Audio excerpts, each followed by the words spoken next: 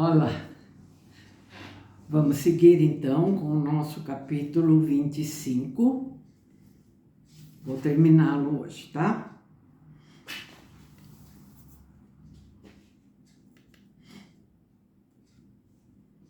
Havia ocasiões em que ela é a Íris, né, a mãe do Lucano.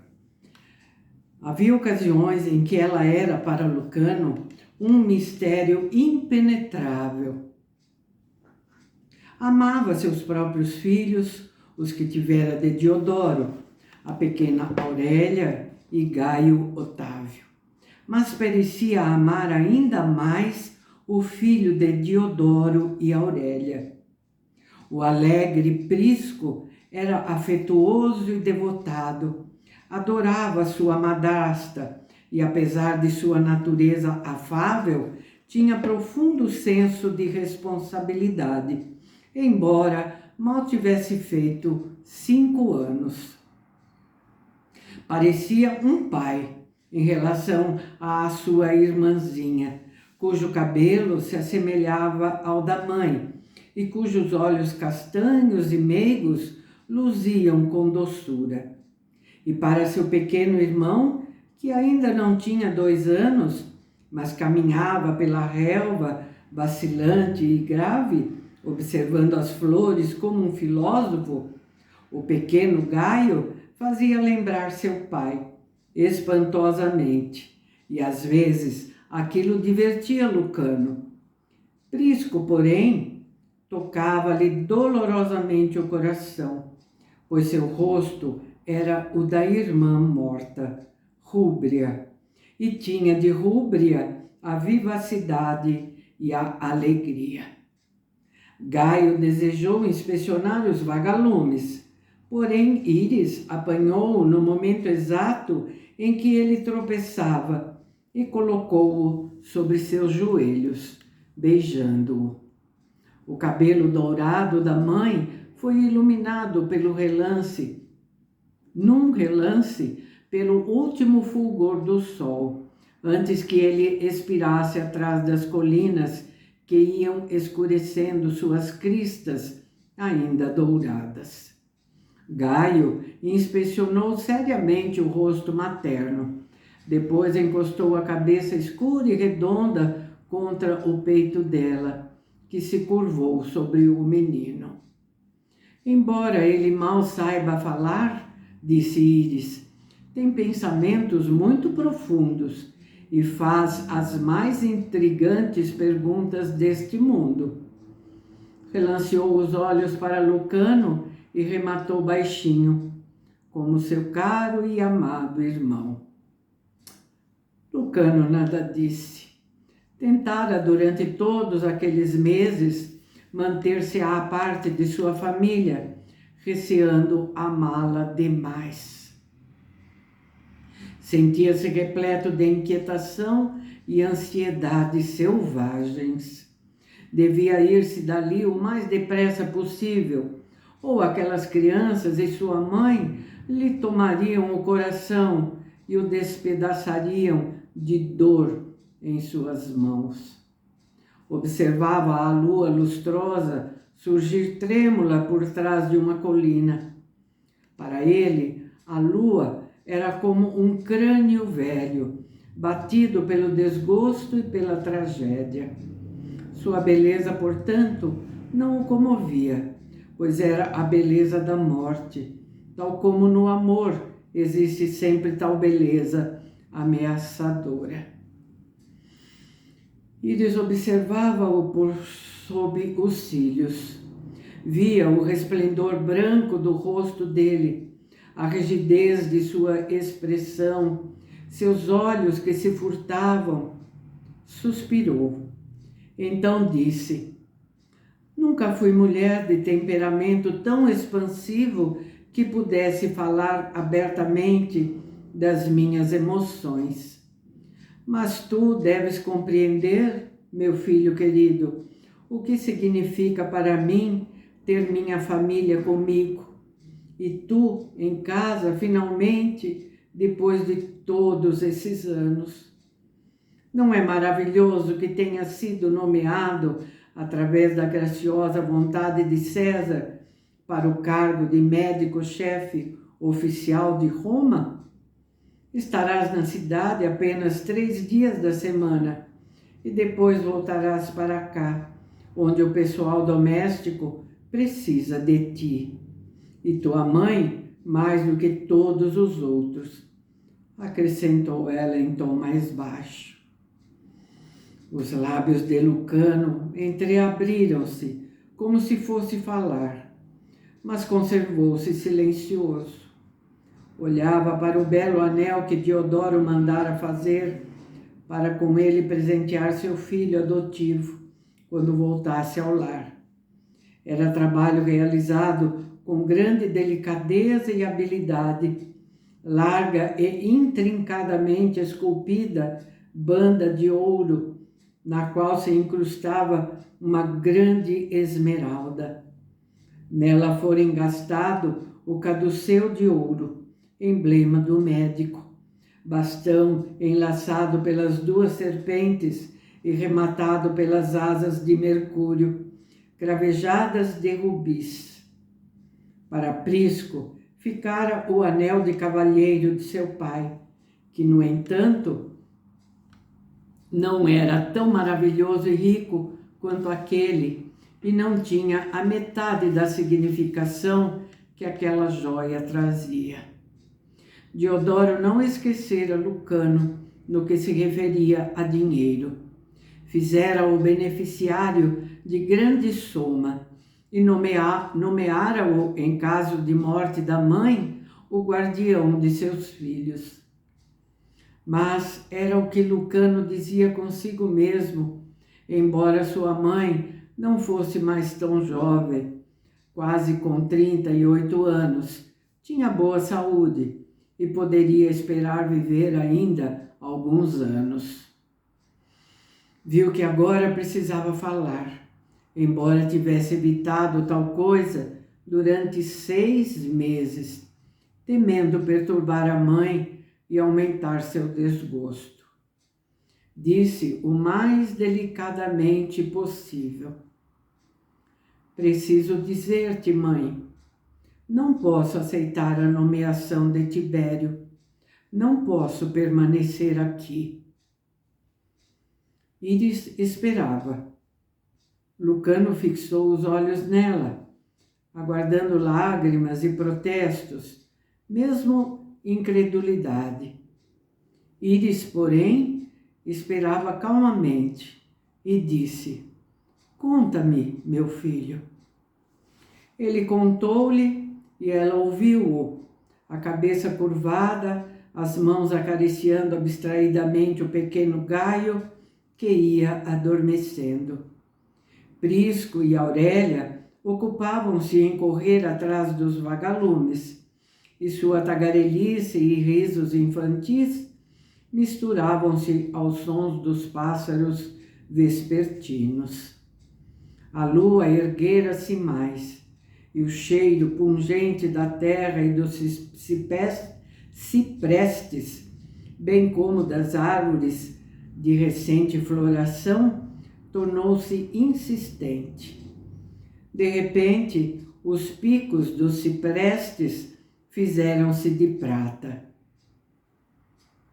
Íris mantinha-se tão silenciosa depois que Lucano terminou de falar, que ele disse finalmente: tu não compreendes.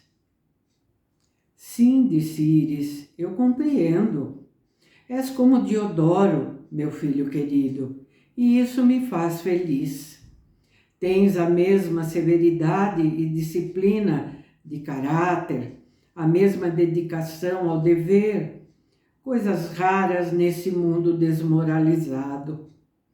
Tens consciência, naturalmente, de que o caminho que traçaste para ti próprio é doloroso e solitário, cheio de pedras agudas e sem luz do sol a iluminá-lo? Sim, disse ele, mas isso não tem importância. De há muito sei que o mundo não tem para mim promessas de alegria ou de felicidade. Rezei, falou Íris, para que te casasses e trouxesses tua esposa para esta casa, a fim de que eu tivesse netos que me dessem regozijo. Lucano sacudiu a cabeça. Não te esqueceste de Rúbria, disse Íris e tornou a suspirar. Jamais a esquecerei. Lucano hesitou, depois disse abruptamente, mas eu amo uma mulher, que para mim é Rúbria renascida. Encontrei essa presença na natureza dela, a mesma força feminina. Seu nome é Sara Bas Eleazar. Isto é tudo quanto te posso dizer. Para mim, ela se mistura em minha mente com Rúbria, de forma que se tornam uma e a mesma pessoa. Entretanto, assim como Rúbria desapareceu, Sara também deve desaparecer da minha vida. Aquilo para Íris era uma grande calamidade. Lágrimas subiram-lhe aos olhos. Amor entre um homem e uma mulher é coisa sagrada, meu filho, e abençoada. Não para mim, disse Lucano com firmeza, e a mãe viu-lhe o rosto. Um pouco depois ele disse, escrevi hoje a César, agradecendo-lhe a oferta, mas recusando-a. Roma não precisa de mim, como te disse. A cidade está cheia de excelentes hospitais e de excelentes médicos. Há mesmo um bom hospital para os escravos e criminosos mais abandonados, numa ilha do Tibre. Mas nas cidades e comarcas e lugarejos perdidos ao longo do grande mar, há poucos lugares para os doentes e para os pobres. Embora compreendesse, Íris sentia-se um tanto desapontada. Um jovem tão belo e tão bem dotado, disposto de tal fortuna, com uma família amorosa e considerado graciosamente até pelo próprio César. E tudo isso ele abandonaria pelas multidões sem faces definidas, em cidades que para ele não tinham nomes. Quero ser livre, disse Lucano. Quanto mais necessidades um homem tem, menos liberdade. Eu nada quero para mim mesmo. Tinha as mãos pousadas sobre os joelhos, imóveis, e elas pareciam esculpidas em pedra, à luz da lua que se erguia. O maravilhoso anel brilhava levemente em seu dedo. Lucano vestia-se com uma túnica simples e barata. Seu guarda-roupa era tão pobre e limitado quanto o de um humilde liberto. Ainda assim, sua mãe pensava. O moço mostrava uma majestade para além da de César e uma nobreza que se igualava à dos deuses. O coração dela subitamente aliviou-se e Íris sentiu-se misteriosamente confortada. Olhou para o céu, que escurecia cada vez mais, como se tivesse ouvido uma voz que dali viesse. As amas chegaram, vindas da agradável casa que ficava atrás deles, em busca das crianças, e Íris levantou-se. Quando as mulheres levaram os pequeninos, ela seguiu-os com seus olhos azuis, molhados de ternura. Então, pôs uma das mãos no ombro do filho.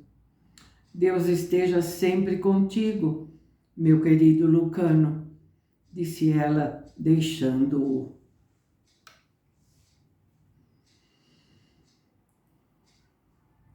Quepitá encontrou Lucano sozinho à luz do suave luar, sob as lustrosas murtas. Os ciprestes recortavam-se negros contra a luz e uma grande imobilidade envolvia os jardins. Keptá sentou-se na cadeira que Íris ocupara e ficou a olhar para o seu antigo aluno. Contaste à tua mãe, declarou ele. Lucano moveu-se constrangido. Contei. Ela compreende. Tens a visão de vida mais espantosa, disse Keptá. Como não tenho tal visão, embora reverencie a tua, só posso ficar atônito. Apesar de que, naturalmente, estava determinado que seria assim. Por quem? Perguntou Lucano desdenhosamente. Eu fui quem determinou a minha vida. Keptá sacudiu a cabeça. Não. Fez uma pausa e continuou. Estás em erro também sobre um certo número de coisas. E esses erros devem ser corrigidos, ou não encontrarás verdadeiramente o teu caminho. Para ti, a natureza é caótica, varrida pelos ventos da anarquia, sem propósito, inspirada apenas pela violência e por uma vida clamorosa, mas essencialmente sem finalidade. A civilização para ti é uma patética tentativa do homem para colocar a natureza em ordem, para dar-lhe, de certa maneira, uma forma e significação, para guiar seu caminho sem alvo e dar-lhe alguma espécie de motivação. Para ti, a natureza, em seu semear, crescer e morrer, é uma soma sem equação, um círculo que se envolve o nada. A árvore que floresce, dá flores e frutos e morre em sombrio deserto. Tais pensamentos são letais, carregam consigo a morte. E que mais carregariam? Disse Lucano impaciente. Pensou consigo que Keptá se estava tornando tão tedioso quanto José ben Gamliel. De novo Keptá sacudiu a cabeça. Estás errado. A natureza é a ordem suprema, governada por leis imutáveis e absolutas, estabelecidas por Deus desde o início do universo. As civilizações, enquanto concordarem com a natureza e suas leis, tais como criação, liberdade de crescimento, dignidade de tudo quanto vive, beleza de forma, reverência pelos seres de Deus e pelo seu próprio ser, sobrevivem.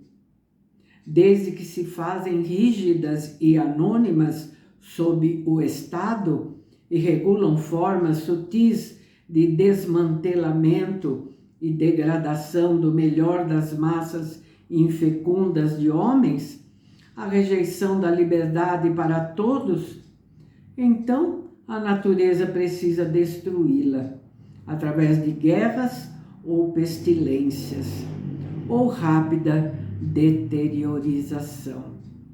Estás no centro, nesta época, dos trabalhos da lei.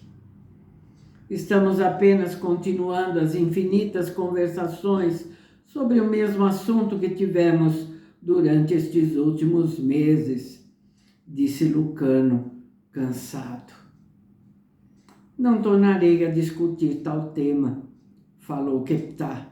Só quero lembrar-te de que estás errado. O homem não é a criatura pobre, destituída de voz, sofredora que o imaginas.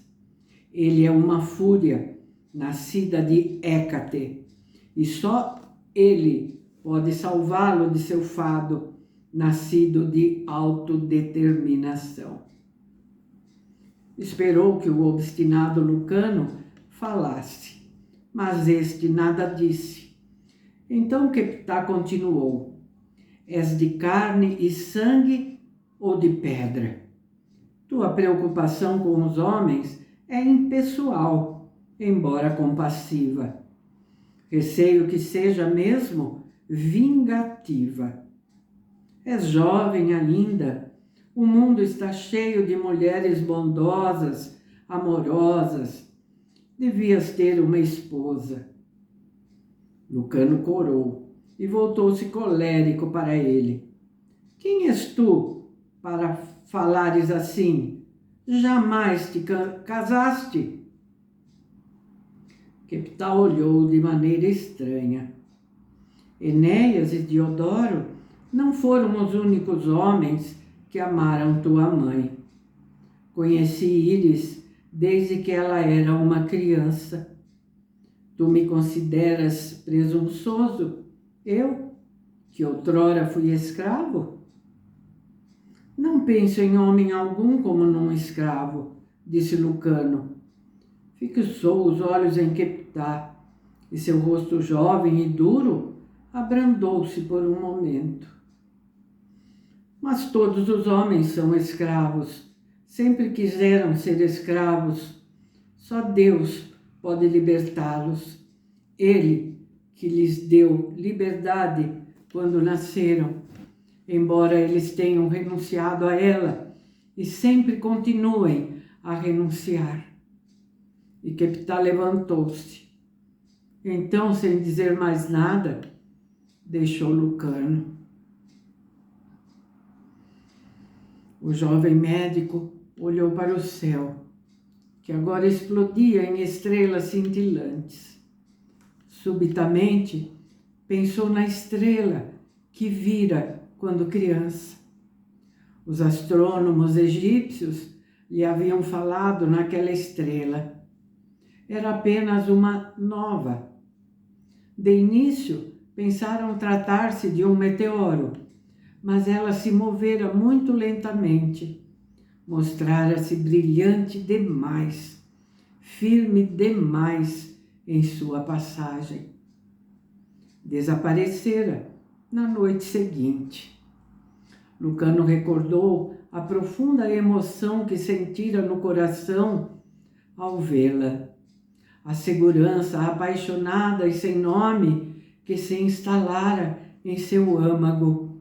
A intensa alegria. Agora sentia-se de repente dominado por uma sensação de profunda perda e desgosto e cobriu o rosto com as mãos.